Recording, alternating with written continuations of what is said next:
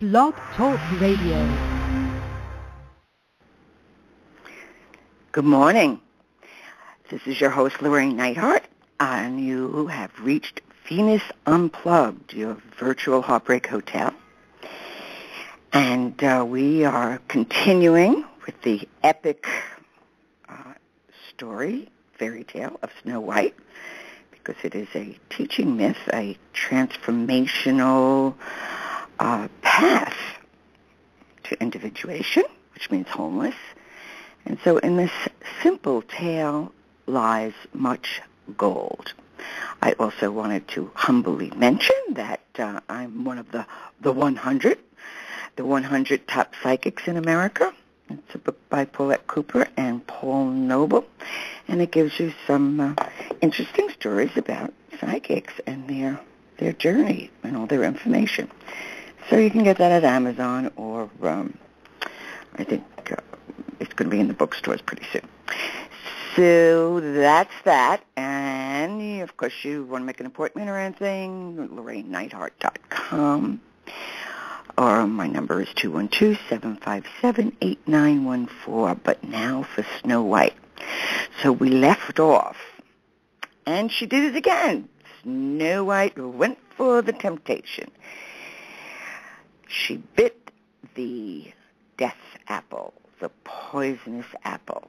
So what the evil stepmother, the queen, in her magic, she was able to create an apple that was half poisonous and half pure. But now what does that mean in everyday life? If we bite the poisonous apple, or if we give the poisonous apple to another, half poisonous. So, like in a very simple way, you're walking along the street and you say to your boyfriend, is my ass as big as hers? You know what? That's the poison apple. If he bites into that, well, he's in for it. Okay? Because you can't win. You just can't win. So, that's where do we self-induce the poisonous apple? Now, poison can also, like in homeopathy, a little bit of poison, the dog that bit you, can heal.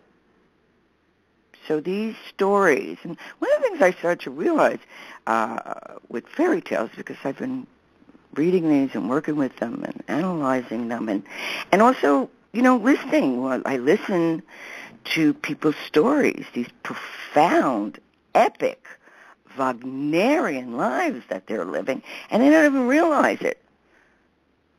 In a way, they're in a glass coffin, because it's like, okay, tell you one more time the sorrowful tale, instead of, wait, there are 1,000 details that lead to transformation. Just pick up one of them. So the poisonous apple,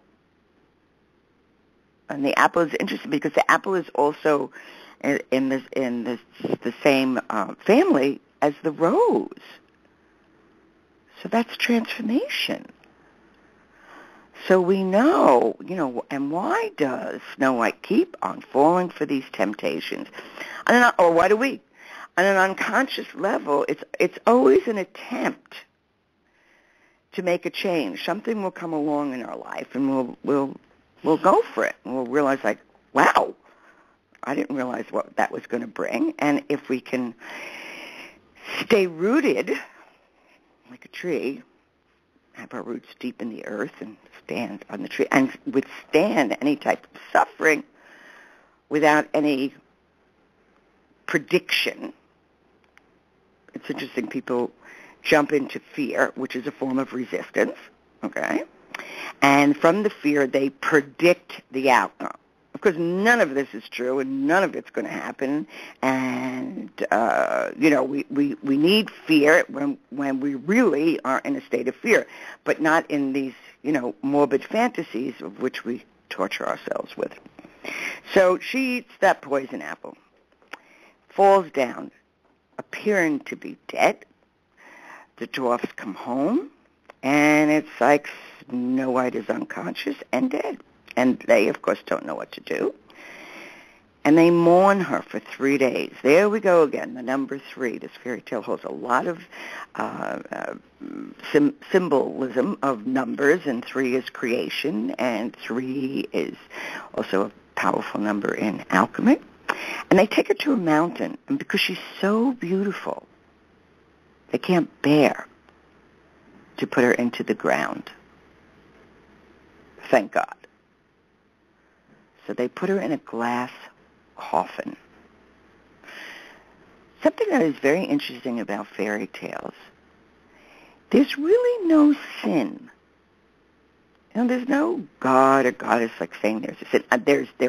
There are temptations, and it was like, you were dumb shit for choosing that, you fool, and then the fairy tale, you tumble down and you fall, or in this case, Snow White, for the 3rd time, falls to the temptation. She goes into a state of death, which would be considered the dark night of the soul. And something profound is happening there. So the dwarfs make a glass coffin. Why glass? Okay. And when you're anything that you're interested in, give it your all. If it's like, well, why would they have a glass coffin?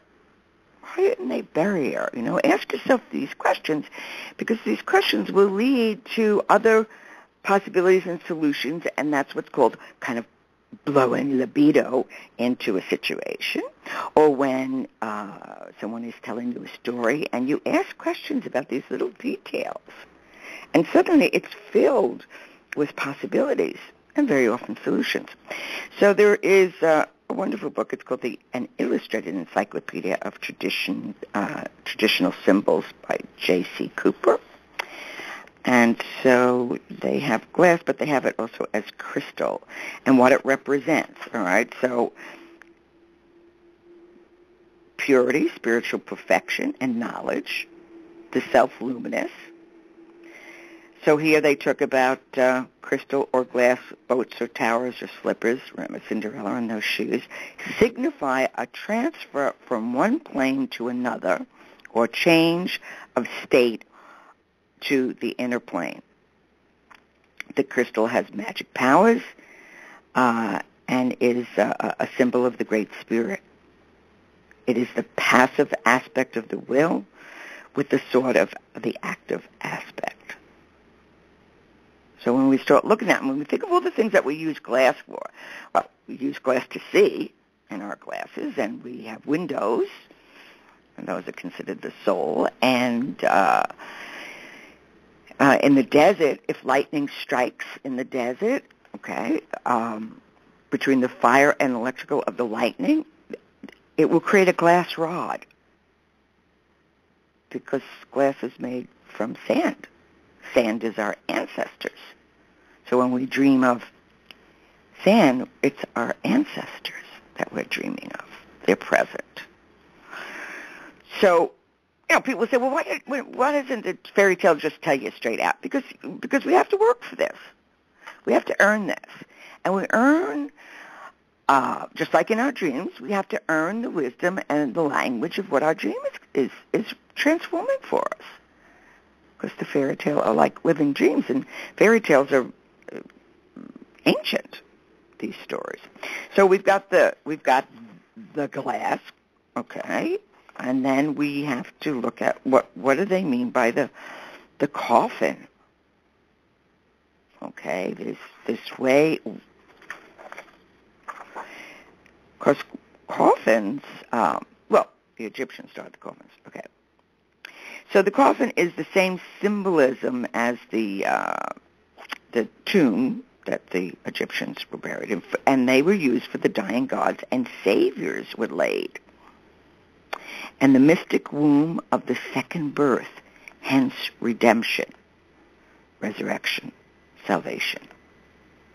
So just by looking at a book of symbolism, a proper book, not like if you dream of this number, go play it at the lotto. I mean, I don't have anything against that, but just any deep meaning. Okay. So just that, Snow White, your Snow White within, okay, or the man's anima, or Snow White, this young part of us that's been orphaned, that is motherless. So you have all these aspects in us, including the evil queen, okay? And it's also interesting because the queen uses that mirror, which is a glass with mercury put on it, another alchemical image, to find out whether she needs a facelift or not, and wants to kill off anything and everything that might be becoming more beautiful than her. So when someone has a narcissistic wound, that we all have, there's a healthy narcissism, so let's not get too down on narcissism.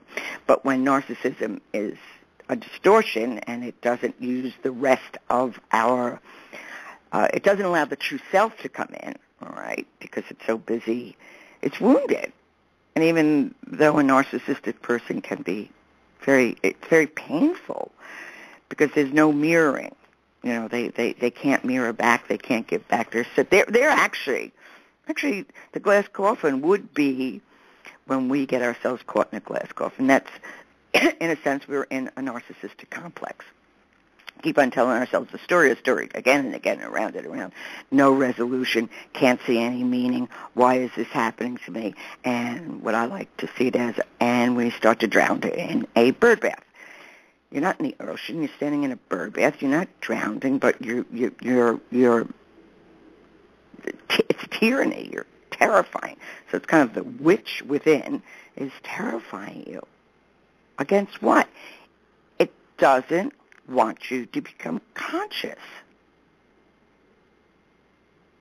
Why do you think when people go, well, I'm going to be spiritual, or I'm going to go to school, or I'm going to not eat gluten, or whatever it is, it's like the world, the hounds of hell come with messages for us. And suddenly the only thing you can see is gluten, or the only thing you can do is sleep through and never make that phone call that you're supposed to make to get you to take the class you're supposed to, or call your psychic, which you need to do because you need some mirroring for your soul. All that thing. Well, I never got to it. Next time it's like 50 years later, and I never quite got to it.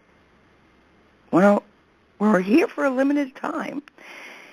And these teachings, this Snow White, this young part of us that in many ways is too innocent, but it struggles. It takes in the temptation because it wants to get out of the world of the dwarfs. Not that there's anything wrong with dwarfs, but dwarfs just, they're limited. They mine for gold, which is consciousness, and copper, which is the metal of Venus.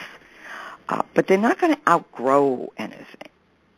So she realizes, and the dwarfs, they create kind of a paradise for Snow White. Don't worry, sister, just do the cleaning and you'll be okay. You won't grow, you won't get to go to the prom. God knows you're not going to get that castle. But keep on doing that. So unconsciously, Snow White is pushing towards some type of growth and awareness. Strangely enough, although the queen, certainly would never do it if she realized it, it's going to help her. Because she keeps on coming and saying, well, there's death, and how often, as I said, before we're going to do something, all these dreadful fantasies.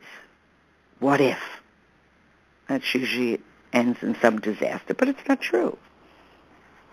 I think it's worse not to try.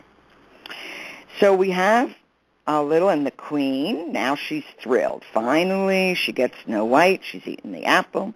She falls to the ground, apparently dead.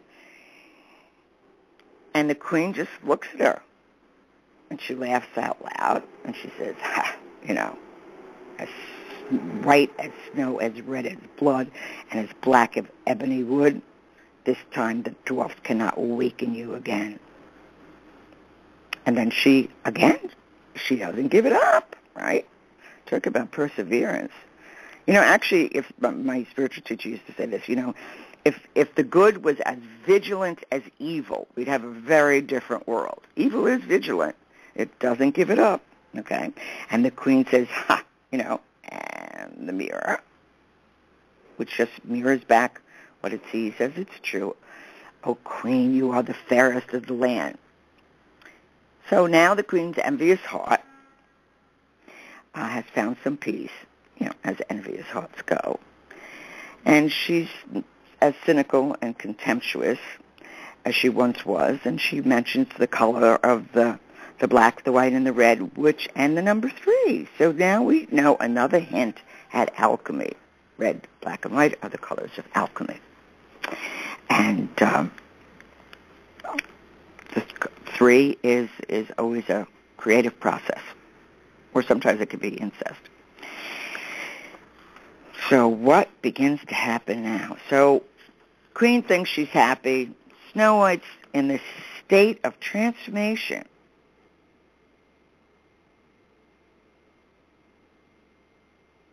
And they say, could you imagine sitting and watching somebody in a glass coffin on a mountain north? Wow, it's really trippy. I mean, what would that really feel like? Although when we go to museums and we see these actually people, bones of saints and all that kind of stuff in glass coffins, it's always a little eerie, a little unsettling. So, but the path of individuation, which is what Uncle Carl C.G. Jung calls, that's the process of wholeness. And we've got to go through many levels, many different steps. A little bit of a cha-cha, and then we go backwards, and then we go forward, and it's all what happens in the individuation process. It's a very demanding experience, and yet we're moving that way anyway. And if we feed ourselves enough really good nourishment of body, mind, and soul, eventually we can grow out of something. Never subtly, because there's always times. If we're doing a lot of dreaming, usually in our outer life, it's the usual stresses of life and creative techniques that growth gives us. Okay, but we don't usually have very, very deep dreams if there's a lot of trauma going on in our life, because the trauma it's living outside of us. I mean, dreams that we remember. We always have dreams. So what this refers to as the glass coffin, okay, is there's parts of us that are split off from the true self. Kind of like the left hand doesn't know what the right hand is doing. And people say, oh, well, I know myself completely. And you think, well, you don't know that about yourself. And so this is what this refers to also, is that she's sitting there. They're going to have to leave her on this mountain in the glass coffin, preserved. She's in the death-like sleep. Once again, 3 days. There was also, in some myth, that also Christ was hung on an apple tree, the wood of an apple tree. Kind of an interesting image. The tree of love and Venus. So we've got some very deep symbolic energy going on here. So the glass coffin and all its different levels, it turns up, sometimes we have a glass house or a glass mountain, and it refers to 2 things. Splitting off, so that we don't have an accessibility to experiencing, what we're experiencing, okay? And it's also clarity of vision. Everything is as if behind glass. Now, I've also seen in dream interpretation that the glass coffin can be a symbolism of being stuck in the mother complex, which is pretty trippy. The mother complex, and that doesn't necessarily mean our personal mothers. When we talk of the mother, we are also talking about the great mother. And since Snow White really doesn't have a mother, we know that the Great Mother is the one who's arranging all of this. So the Snow White will grow and develop. So I guess in a sense, there's really, on a psycho-spiritual level, we really can't be orphans. We can be not connected, and that can be the split-off part. If we don't have a loving feminine voice within inside that says, okay, that was a little dumb, but, go take a shower, wash your hair, and let's start again. It's okay. Well, how can we turn this? What were you learning? What were you teaching? It's very important with any aspect of ourselves, or anybody for that matter. We don't have to say you were wrong. You can say, oh, well, this is interesting. This is an interesting interpretation. But there is another way. As a person's really into learning and growing, we don't have to scar them. It's like, wow, okay, cool, what other way? We don't have to get in. So if you start, you wake up in the morning and you're in one of those bad moods, which means you're possessed by an archetype, and it's like, oh my God, I was such an idiot. Why did I do this? Stop it. It's so cool. Say, okay, what was it? What did I fall for? What didn't I know? What didn't I see? What's going on here? Because just to reprimand yourself and torture yourself and do all this is not giving you any insight, and it's all about insight leading us to wisdom. Now, don't get nervous, because we've got someplace between here and eternity to do this. So we're all in this magnificent holy soup together. So this glass coffin is also our complexes. And the glass coffin can be a feeling of misery, that life has somehow failed us, and everything is apparent, and we can see everything in every manner, but we can't reflect it to ourselves. Or then we realize, like, oh wow, that's pretty transparent, but yet we can't move towards something to make the chain or break ourselves out of the coffin, because that's the complex. We can see it, but we don't have the strength yet to break the enchantment, to come out of enchantment, so that we can make the necessary changes. So this is part of what this glass coffin is about. And also, as I said, the location is very important. They placed this coffin on a mountain, and then they watched over it. But then, so it seemed like there were these inactive forces. But the mountain is creative forces for the soul. It's like when you dream of the mountain, okay, or songs on the mountain. And the mountain is the symbol of the heights. At the tip of that mountain, that top of that mountain, we're closer to heaven and all that means and the accomplishments. So this Snow White, then, oh my God, which we'll go into next week because it's got so much meaning. Then 3 birds come. And where do you get into like the story of the birds and what the birds really mean? It's astounding how this all works out. So with the Snow White, so envy, now envy is the dark side of the narcissistic wound. But it has a great importance. Because when somebody is very grandiose, you say, well, talk about glass coffin. They're living in a glass coffin. Because all you have to do is throw one stone of truth at that, and they're going to crack, and usually a monster comes out and attacks you. How could you possibly say that about me? It's like it's simple, because there it is. So when we start to look at all these different things, and actually, it's interesting in a reversed way. So, all right, Snow White doesn't have the mirror, which is actually a neutral symbol. The mirror just mirrors the truth, whatever it sees. This is, now she's kind of in a mirror. So we also know that Snow White, has got a little touch of shadow going on there, which she's going to need. She needs to integrate that shadow. That's why we go looking for the shadow. We don't have to go very far. It's with us all the time. And when we can integrate the shadow, see, the narcissist part of anybody cannot integrate. It's like, how could you possibly say that?